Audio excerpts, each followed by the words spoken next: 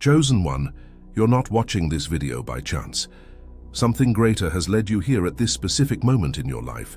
Perhaps you're facing financial challenges, questioning the purpose of wealth in your life, or simply seeking to understand how to prosper according to God's principles.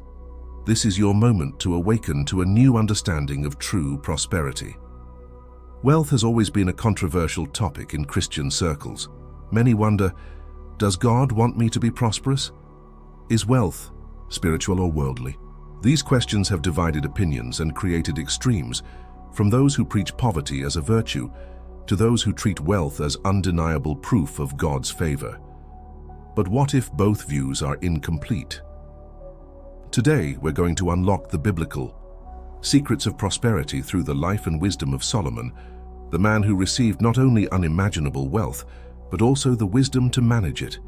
His story isn't just about accumulating treasures, but about a transformative mindset that connects material resources with spiritual purpose. When we talk about godly prosperity, we're not just talking about overflowing bank accounts. We're talking about a life abundant in all areas. Financial resources, yes, but also inner peace, healthy relationships, a clear purpose, and a positive impact on the world around you. The principles we'll explore today aren't magic formulas for instant riches. They're seeds of wisdom that, when planted and cultivated with patience and faithfulness, produce fruits of sustainable and meaningful prosperity. These are principles that worked thousands of years ago in Solomon's life and continue to be relevant in today's world. Before we dive into this transformative journey, I invite you to like this video, subscribe to the Chosen Ones channel, and share in the comments this declaration: I am open to receiving God's wisdom for prosperity in my life. This simple act of declaration is the first step in aligning your heart with the principles we're about to explore. Prepare to expand your vision of what it means to be truly prosperous in God's eyes. This isn't just another message about money. It's an invitation to a deep transformation in your relationship with abundance. Chosen one, let's travel back to the time of the wisest and wealthiest king who ever lived. Imagine the scene. A young king, newly crowned, faces the overwhelming responsibility of leading an entire nation. He knows he's not prepared, that the task is greater than his abilities. It's in this moment of vulnerability that something extraordinary happens that would forever change his path. One night in Gibeon, Solomon had an encounter that would not only transform his life, but establish an eternal principle about prosperity. When offered any request, he didn't ask for unlimited riches, a long life, or the destruction of his enemies. Instead, he asked for a discerning heart to govern his people well and to distinguish between right and wrong. This moment reveals the first and most fundamental principle of true prosperity. Wisdom precedes wealth. What happened next is fascinating. Because Solomon placed wisdom above all else, he received not only what he asked for, but also what he didn't ask for: unparalleled wealth and honor. This isn't just a detail in the story, but a profound revelation about the divine order of prosperity. The wealth that comes as a consequence of wisdom has a solid foundation and a clear purpose. Many of us reverse this order. We seek riches first, believing that wisdom will come as a consequence. We chase financial opportunities without first developing the discernment to manage them. It's like building a palace on sand. The structure may be impressive, but it won't withstand the storms of life. The wisdom Solomon sought wasn't merely intellectual. It was practical, applicable wisdom that manifested in everyday decisions. When two women disputed over the same baby, Solomon's wisdom revealed the true mother, 1 Kings 3:16-28. When it was necessary to establish trade alliances, his wisdom guided the negotiations. When he needed to organize his kingdom, wisdom guided the administrative structure. What does this mean for you today, Chosen One? It means that before seeking more resources, you need to seek the ability to manage them wisely. Before praying for financial prosperity, pray for discernment to make sound decisions. Before aspiring to great achievements, cultivate the wisdom that will sustain those achievements. Perhaps you're facing important financial decisions right now: a business proposal, a career change, a significant investment. Stop and ask yourself, am I seeking wisdom before seeking financial return? Am I'm willing to wait for the right guidance before acting. Solomon's story teaches us that true prosperity doesn't come solely from external opportunities, but from a heart prepared internally. It's not just about having access to resources, but about having the wisdom to multiply them and direct them toward purposes that transcend the merely material. At this moment, I invite you to do as Solomon did. Place wisdom at the top of your priorities. The wealth that follows this path not only remains, but also transforms, not only accumulates, but also impacts. Chosen one, now that we understand the importance of prioritizing wisdom, we need to explore the second fundamental principle of godly prosperity, stewardship. This concept, so prevalent in Scripture and exemplified in Solomon's life, completely revolutionizes our relationship with the resources we possess. Stewardship begins with a radical premise. Nothing we have truly belongs to us. We are simply temporary managers of resources that in essence are not our own. Solomon, even as the wealthiest man of his time, deeply understood that his wealth wasn't really his. It was a resource entrusted to him to manage with wisdom and purpose. When we observe how Solomon managed his resources, we see that he never treated wealth as an end in itself. The gold that covered the temple, the imported precious woods, the lush gardens, all of this had a greater purpose than mere accumulation or ostentation. Each resource was directed to glorify God and benefit the kingdom. This perspective changes everything. Imagine how different your relationship with money would be if you saw it not as your money, but as resources entrusted to your management. This shift in mindset transforms the question from "What can I buy with this?" to "How can I manage this in the best way possible?" Responsible stewardship involves three essential aspects that Solomon exemplified. First, diligence. He didn't waste resources, keeping meticulous records and efficient systems of management.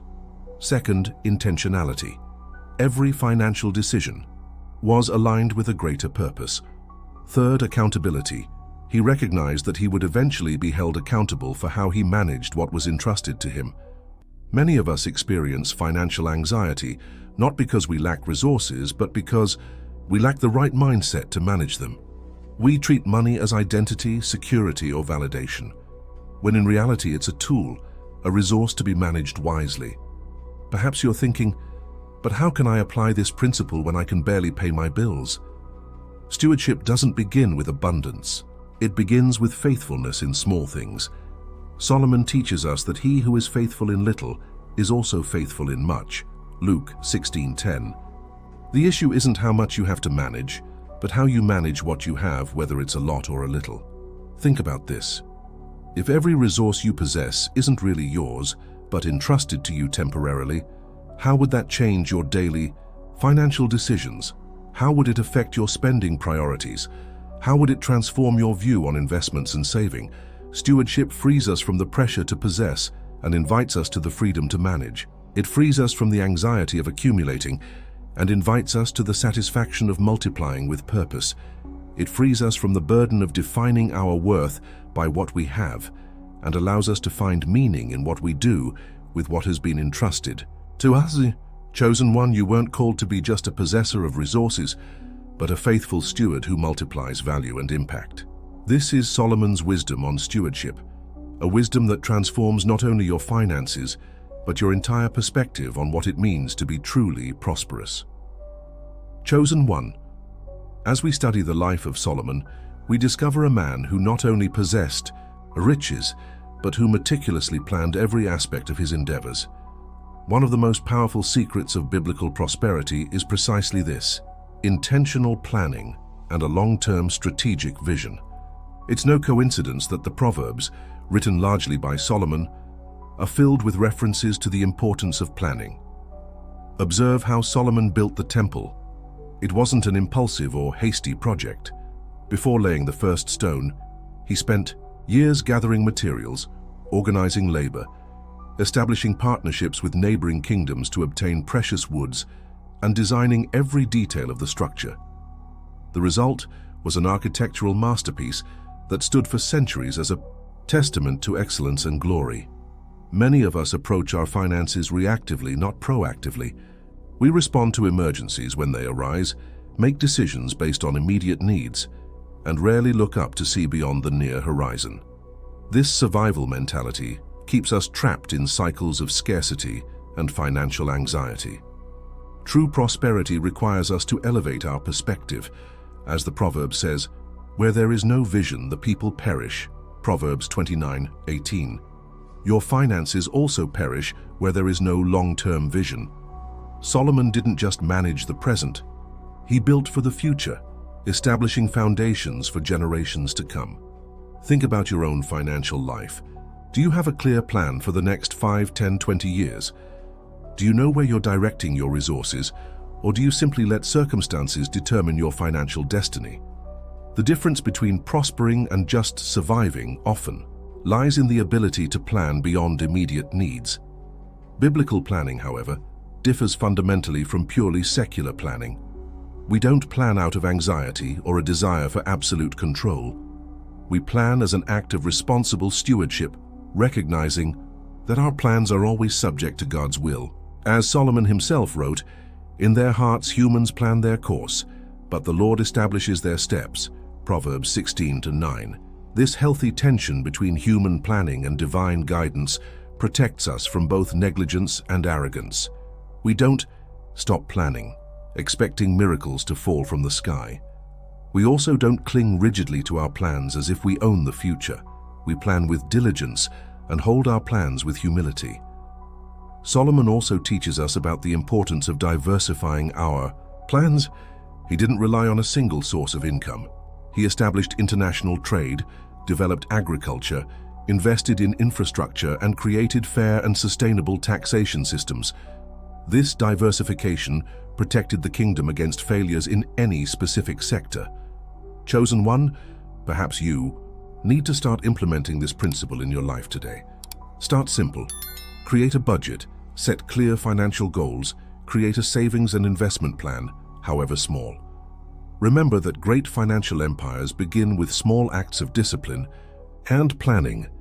Solomon's strategic vision transformed an entire nation. Intentional planning and a long-term perspective can equally transform your financial reality. Don't settle for reacting to circumstances. Take the reins of your prosperity journey with wisdom, planning, and vision. Chosen one, as we continue our journey through the principles of prosperity revealed in the life of Solomon, we come to an aspect often ignored in discussions about biblical finance, diversification, and innovation. These aren't just modern business strategies. They're divinely inspired principles that we find clearly demonstrated in the life of the most prosperous king in biblical history. When we look at Solomon's kingdom, we see a ruler who deeply understood the value of not putting all his resources in one place. He developed multiple sources of income: international trade in horses and chariots with Egypt, export of natural resources, balanced taxation, partnerships with neighboring kingdoms, investments in agriculture and construction projects. This diversification not only increased his wealth, but also protected his kingdom against vulnerabilities that could arise if he depended on only one source of prosperity. Ecclesiastes, attributed to Solomon, presents this principle clearly. Invest in 7 ventures, yes, in 8. You do not know what disaster may come upon the land. Ecclesiastes 11:2. This age-old wisdom echoes what modern financial advisors call portfolio diversification, an essential strategy for building sustainable wealth. Have you diversified your resources and talents? Or have you placed all your financial security in a single job, business, or skill? Diversification isn't a lack of focus, it's preventative wisdom. It's recognizing that we live in a world of constant change and that financial flexibility allows us to navigate those changes with greater security and stability. Along with diversification, Solomon also embraced innovation. He wasn't content to do things the same way they had always been done. He developed new methods of construction, improved irrigation systems for agriculture, implemented innovative administrative structures by dividing the kingdom into 12 districts, and revolutionized international trade in his time. This innovative mindset is fundamental to sustainable prosperity. The world is constantly changing, and those who cling rigidly to outdated methods often get left behind. Innovation doesn't mean abandoning eternal principles, but rather finding new ways to apply them in evolving contexts. Perhaps you're facing financial challenges that seem insurmountable using conventional approaches. Solomon's wisdom invites us to think creatively, to seek innovative solutions that can open new paths to prosperity. Ask yourself, are there skills I possess that could generate value in new ways? Are there opportunities around me that I'm ignoring because I'm stuck in familiar patterns of thinking? True financial innovation, however, isn't just about earning more, but about creating more value. Solomon didn't innovate just to enrich himself, but to raise the standard of living for his entire kingdom. His innovations in commerce, agriculture, and administration benefited the entire nation, creating an unprecedented period of prosperity for Israel. Chosen one, diversification and innovation aren't just financial strategies. They're expressions of wisdom and good stewardship. They're ways of honoring the call to fully develop the talents and resources that have been entrusted to us. When we diversify wisely and innovate with purpose, we not only protect our prosperity, we multiply it, creating lasting value that transcends our immediate interests. Chosen one, we come to one of the most transformative principles of godly prosperity: generosity and the social impact of wealth. This aspect of Solomon's life reveals a fundamental truth that is often forgotten in our individualistic culture. True prosperity is never just personal, but always overflows to benefit others. When we study Solomon's reign, we discover that his wealth wasn't hoarded in locked vaults, nor used only for his personal pleasure. His prosperity manifested in tangible benefits for the entire nation. Scripture reports that during his reign, Judah and Israel lived in safety, from Dan even to Beersheba. Every man under his vine and under his fig tree. 1 Kings 4:25. This poetic image reveals a profound reality. True wealth creates an environment where others can also prosper. Solomon's generosity manifested in various ways. In his diplomatic relations, he was known for his magnanimity with gifts and honors. In his government, he established economic systems that allowed prosperity to flow throughout the kingdom. His palace wasn't just a monument to his greatness, but an administrative center that generated employment and opportunities for many. This principle directly challenges the scarcity mindset that many of us carry. We live with a closed fist, fearing that sharing our prosperity will leave us with less. However, Solomon's wisdom, echoed through the Proverbs, teaches us the exact opposite. A generous person will prosper. Whoever refreshes others will be refreshed. Proverbs 11:25. This isn't just a mystical promise, but a practical principle. Generosity builds relationships, establishes networks of mutual support, creates opportunities for collaboration, and opens doors that remain closed to those who live isolated in their wealth. As Solomon wrote, "Whoever is kind to the poor lends to the Lord, and he will reward them for what they have done." Proverbs 19:17. Perhaps you're thinking, but how can I be generous when I barely have enough for myself? Generosity doesn't begin with abundance. It begins with a decision of the heart. It begins when we recognize that even the little we have can be shared in some way. The widow who gave her 2 small coins demonstrated more generosity than the rich who donated large sums from their abundance. Mark 12:41-44. Generosity also isn't limited to the financial. You can share your time, knowledge, skills, connections, and encouragement. Each of these resources has value and potential to impact lives. Solomon shared his wisdom with all who came seeking it, and this may have been his greatest act of generosity. One that continues to benefit millions through the books of wisdom, he wrote. The social impact of your prosperity is, in fact, the truest measure of your success. It's not how much you accumulate, but how much you positively influence the world around you. It's not the size of your bank account, but the size of your impact on people's lives. It's not about building an empire for yourself, but about creating a legacy that benefits generations. Chosen one, when you embrace generosity as a fundamental principle of prosperity, you not only transform your relationship with wealth, you transform your own identity.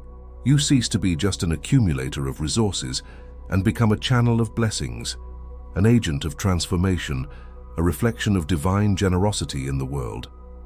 Chosen one, now we come to one of the most challenging aspects of the prosperity journey, the balance between materialism and spirituality. Solomon's life offers not only inspiration for his successes, but also profound instruction through his stumbles. Here we find both a promise and a warning that every seeker of prosperity must consider carefully. Initially, Solomon demonstrated an exemplary balance. Even surrounded by unimaginable riches, he maintained a deep spiritual connection. The temple he built perfectly symbolized this harmony, a materially magnificent structure dedicated entirely to spiritual purposes. His wisdom and discernment were fueled by a life of prayer and sincere seeking of God's presence. However, Scripture also reveals how, over the years, this balance began to deteriorate. The man who began by prioritizing wisdom above wealth gradually allowed his material possessions and earthly pleasures to divert his heart. His numerous marriages to foreign women, motivated partly by political alliances and expansion of power, eventually influenced his spiritual practices and compromised his integrity. This is perhaps the greatest danger of prosperity, not that it's inherently negative, but that it has the potential to subtly shift our priorities, so subtly that we barely notice the change until it's advanced. As Solomon himself wrote in Ecclesiastes, after experiencing all possible pleasures and riches, everything is meaningless, a chasing after the wind, Ecclesiastes 1:14. The lesson here isn't to reject material prosperity, but to understand its true place in our hierarchy of values. Wealth should remain a servant, never a master. It should be a tool that we use, not a force that controls us. It should increase our ability to live in alignment with our deepest values, not replace them with new, superficial values. You may be experiencing this challenge in your own life. Perhaps you've noticed how the pursuit of financial security has gradually consumed time that you once dedicated to meaningful relationships, or how the acquisition of material goods has occupied mental space that was once dedicated to personal and spiritual growth, or how decisions that were once guided by principles are now determined predominantly by profit potential. The antidote to this imbalance isn't to abandon prosperity, but to intentionally cultivate practices that keep our spirituality vibrant amidst abundance. This includes regular times of reflection and self-examination, a community that holds us accountable, generosity that prevents us from becoming overly attached to material possessions, and a constant renewal of commitment to our core values. Solomon, in his old age and wisdom matured by experience, came to a powerful conclusion: fear God and keep his commandments, for this is the duty of all mankind, Ecclesiastes 12:13. After experiencing all that material wealth could offer, he recognized that true fulfillment comes from alignment with eternal principles. Chosen one, your prosperity journey will only be truly successful if you maintain this sacred balance. Seek abundance, yes, but never at the cost of your spiritual integrity. Enjoy the benefits of prosperity, certainly, but always keep them in service to higher purposes. This is the wisdom that Solomon learned, sometimes painfully, and that he now shares with us through his life and writings.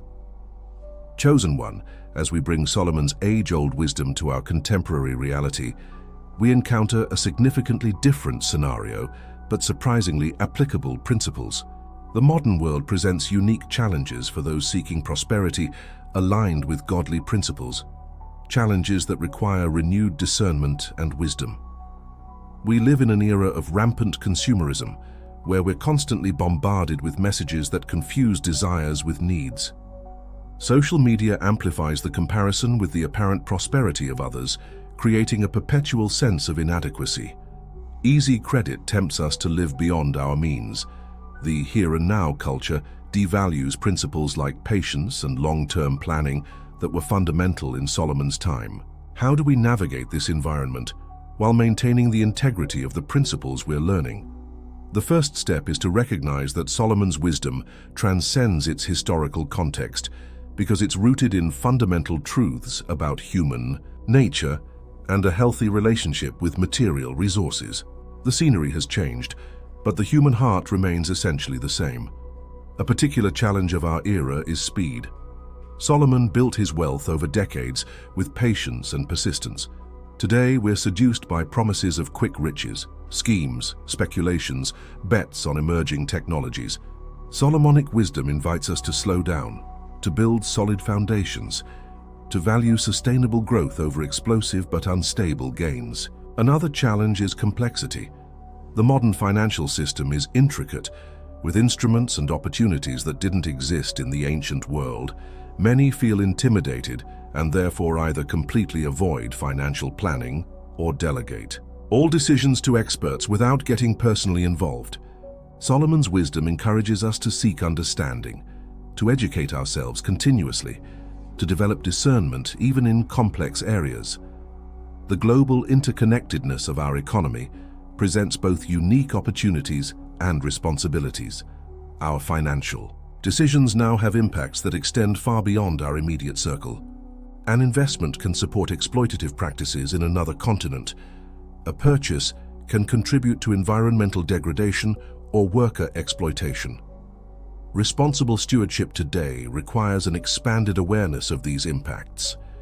Perhaps the deepest challenge is maintaining an identity centered on eternal values in a culture that constantly defines human worth in terms of material achievements and status. Solomon warns us about this danger when he writes about how he sought meaning in riches and accomplishments, only to discover that they were meaningless, a chasing after the wind. The modern application of Solomon's principles doesn't mean replicating his specific strategies, but internalizing the wisdom behind them. It means developing a healthy relationship with money that neither idolizes nor demonizes it. It means using contemporary tools, digital budgets, ethical investments, crowdfunding platforms to express timeless values of stewardship, generosity, and positive impact. Chosen one, the invitation today is to be a modern pioneer of prosperity with purpose, someone who utilizes ancient wisdom to navigate contemporary challenges, who demonstrates how eternal principles can not only survive, but thrive even in the most challenging conditions of today's world. Chosen one, we're reaching the deepest layers of Solomon's wisdom about prosperity. It's here that we discover a revolutionary truth. True wealth transcends the financial and encompasses all dimensions of human life. This holistic vision is perhaps the most significant contribution that biblical wisdom offers to our contemporary understanding of prosperity. When we examine Solomon's life in its entirety, we see that his wealth manifested in multidimensional ways. He possessed not only gold and silver in abundance, but also unparalleled wisdom, strategic relationships with nations around him, international recognition, artistic and architectural achievements, and a profound literary legacy that continues to influence millions of lives millennia later. This expanded understanding of wealth invites us to evaluate our own prosperity, not just by our bank balance, but by a much more complex and rewarding matrix of indicators. You may not be the wealthiest financially in your social circle, but how is your wealth in terms of meaningful relationships, of knowledge and wisdom, of health and vitality, of contribution to your community, of personal and spiritual growth? Holistic prosperity recognizes that these different forms of wealth aren't isolated, but interconnected and mutually reinforcing. Physical health gives us the energy to pursue financial opportunities. Healthy relationships provide emotional support and often open doors to new possibilities. Spiritual growth gives us clarity of purpose and values that guide our financial decisions. Knowledge and skills increase our ability to generate value in the world. Many of us fall into the trap of sacrificing some of these dimensions in favor of others, typically prioritizing the financial above all else. We work excessive hours, seeking financial security, compromising our health and relationships. We postpone personal and spiritual development to a hypothetical future when we have time. Solomon, who experienced abundance in all areas, warns us about the futility of this unbalanced approach. The holistic vision also frees us from destructive comparison. When prosperity is defined unidimensionally by the financial, we're always in competition with others on a linear scale. When we recognize the multifaceted nature of true wealth, We understand that each person has a unique prosperity profile, with strengths in different dimensions. This doesn't mean that we should neglect the financial aspect. It's a legitimate and important component of holistic prosperity. It means, however, that we should contextualize it properly within a broader vision of abundant life. Money should serve as a facilitator of prosperity in other dimensions, not as a substitute for them. Perhaps you're at a moment of re-evaluating your own definition of prosperity. Ask yourself, what does it really mean to be rich in all dimensions of my life? Where am I over-investing and where am I neglecting? How can I use the resources I have in one dimension to strengthen the others? Solomon's wisdom, especially in Ecclesiastes and Proverbs, continually directs us towards this balanced and holistic vision. He experienced all the extremes and concluded that truly prosperous life isn't found in the extremes, but in harmony, in balance, in the wise integration of all dimensions of human experience. Chosen one, you weren't called just to financial prosperity, but to an abundance that permeates every aspect of your being. This is the true wealth that Solomon discovered, and that is available to all who seek wisdom above gold. Chosen one, we've reached the end of this transformative journey through Solomon's wisdom on godly prosperity.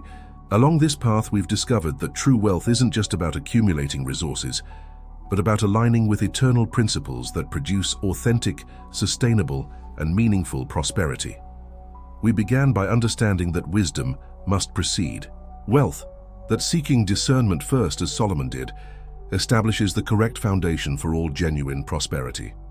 We explored the principle of responsible stewardship, recognizing that nothing truly belongs to us. We're only temporary managers of resources that have been entrusted to us with purpose. We saw how strategic planning and long-term vision are essential for building lasting prosperity, just as diversification and innovation protect and multiply our resources. We discovered that generosity isn't optional, but central to true prosperity, that our wealth reaches its maximum potential when it overflows to benefit others. We were warned about the dangers of losing balance between materialism and spirituality. Learning from Solomon's own mistakes, we face the specific challenges of applying these timeless principles in our modern context. And finally, we expanded our understanding to embrace a holistic vision of wealth that transcends the merely financial. Now, chosen one, comes the moment of decision. Knowledge without application remains sterile. Wisdom not implemented doesn't produce fruit. You stand before a choice: to continue on the familiar path of relating to resources based on predominant cultural patterns, or to embark on a transformative journey of prosperity aligned with godly principles. This isn't a call to a set of financial techniques, but to a complete renewal of mindset. It's an invitation to see resources, wealth, and prosperity through a different lens, one that integrates the material and the spiritual, the personal and the communal, the present and the eternal. The principles we've explored aren't magic formulas for instant riches. They're seeds that, when planted consistently in fertile soil and cultivated with patience, produce an abundant harvest over time. They require discipline, perseverance, and a willingness to swim against the current of a culture of immediate gratification. But the result, a life of authentic prosperity in all dimensions, is immensely worth the investment. Imagine yourself living with financial clarity, defined purpose, overflowing generosity, and significant impact. Imagine your resources not only multiplying, but also transforming lives around you. Imagine building a legacy of wisdom and prosperity that benefits generations after you're gone. This is the call to you, chosen one. Not just to possess wealth, but to be truly prosperous. Not just to accumulate, but to multiply with purpose. Not just to receive, but to become a channel of blessings for many. The time to begin this journey is now. Start where you are, with what you have. Apply one principle at a time. Allow Solomon's age-old wisdom to illuminate your path as you navigate the financial complexities of the contemporary world. And always remember that true prosperity isn't measured by what you have, but by who you become in the process of managing it wisely.